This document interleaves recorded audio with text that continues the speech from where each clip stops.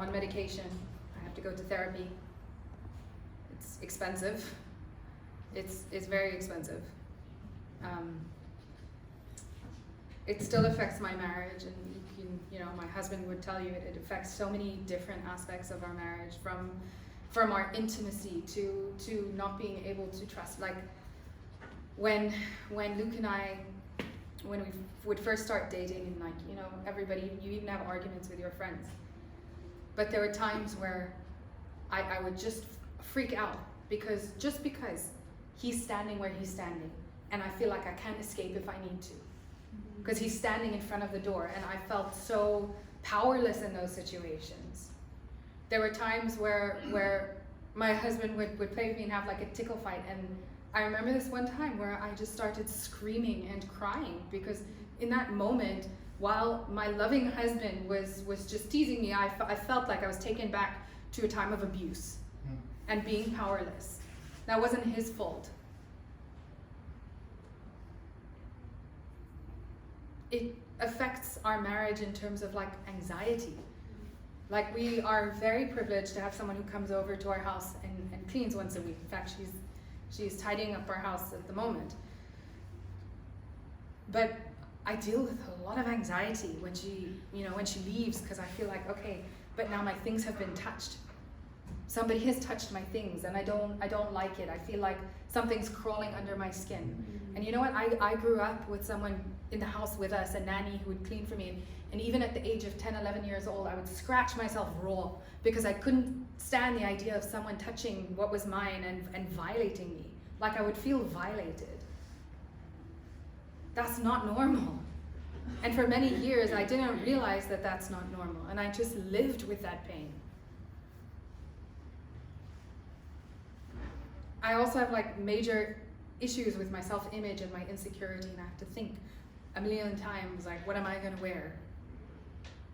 Like I can tell you, okay, my outfit looks pretty simple today, but I started trying to think about what I was gonna wear since the day before yesterday. Because I get so anxious, like, okay, I'm gonna be in front of people, in front of men, sharing this difficult story. So I want to wear something that's not going to make myself look too attractive. Yeah. I'm not going to want to wear something that's going to make people judge me, and I have these thoughts all the time. And I know as well that the problems don't just end here. Like my relationships and my family are still improving. Because what that guy did to me didn't just affect me, it affected my whole family. And when I started acting out my pain, and it affected my whole family, it just overflowed. And while my relationships are on the mend, like I can tell you, I still have one brother who doesn't know fully what happened to me because he's not ready to hear. And we have a big rift between us because of all of this stuff. And I'm still praying and saying, like, God, will you please reconcile me to my brother, that I can have an open relationship with him. And I still have so many questions. So that guy who did that to me, who raped me when I was 7, he died a few years ago. And I never got to ask him anything. He never took responsibility. And sometimes I do want to know, like, why did you pick me? Why was it me? And why did you have to do that? Why couldn't you find some other outlet for your lust? Like, what made you pick me? And did you know that in that moment you were gonna, like, basically destroy my whole life? I want to ask him, like, were there any other kids that you did that to? If I'd have maybe remembered and been able to report him, are there other children that might have been safe? Because although now in my head I know I'm not guilty for that, but there's a part of me that wonders, what if? Sometimes I would want to know, like, after that, did you ever think of me?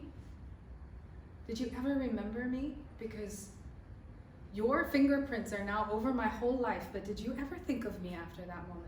Or did you just wipe me from your mind? And I don't think he even cared. I think he just went on with his life. As far as I know, he was never even sorry about it. I never got to see any signs of him being sorry ever. He just disappeared. I turned 32 on Thursday, so this coming Thursday I will be 32, which makes it 25 years ago about that this happened, 25 years. And I know some of you have been sitting here for a while, but in my country, like, a rape sentence is not that long. And I just think, like, 25 years, he never did any time. But for 25 years, I'm still trying to work out my freedom.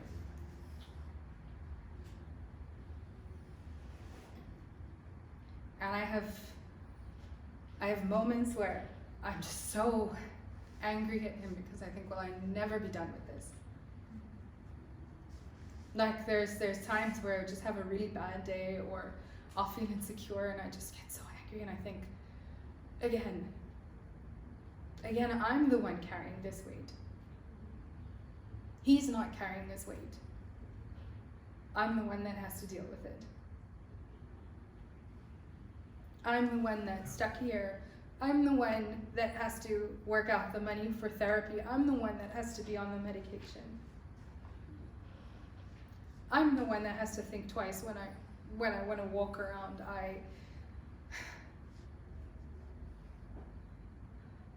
It's like it's left in my lap, in my hands. Thank you.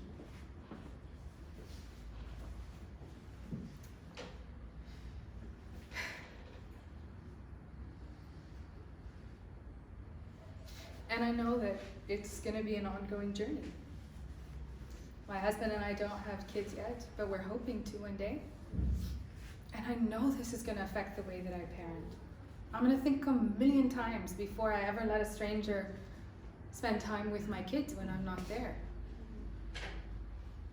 It's going to affect the way that I relate to my husband when we have kids. Like, no, you can't let the kid do that. Like, or maybe my child will turn around to me and say, Mom, you never let me do anything. Like, it's going to affect the way that I parent my kids.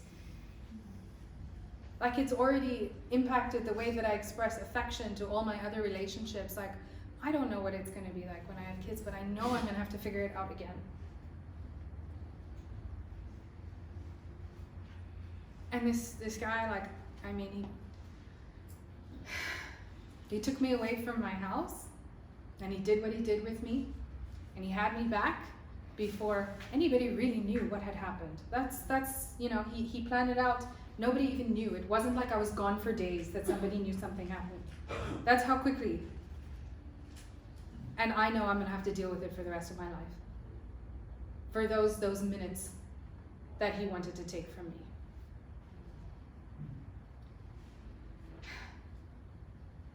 And even though, like, I work to forgive him because I need to be free, I can tell you it's a day-by-day process. There's some days where I don't feel like I've forgiven him, and I have to forgive all over again. And yeah,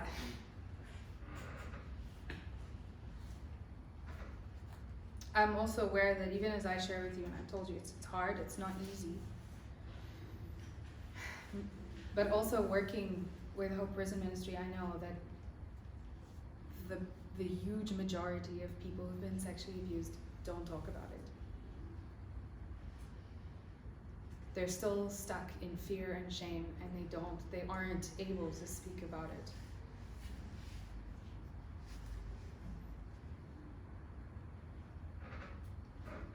And I want to encourage each of you that, I mean, this guy, he did what he did to me. It was in a park near my house, and I still live in that house, so like when I'm there, like, I pass it and sometimes I'm like, okay, there it is. But it was outdoors. I think sometimes, wasn't there anybody there? Wasn't there anybody who could stand up and say, stop, don't do that?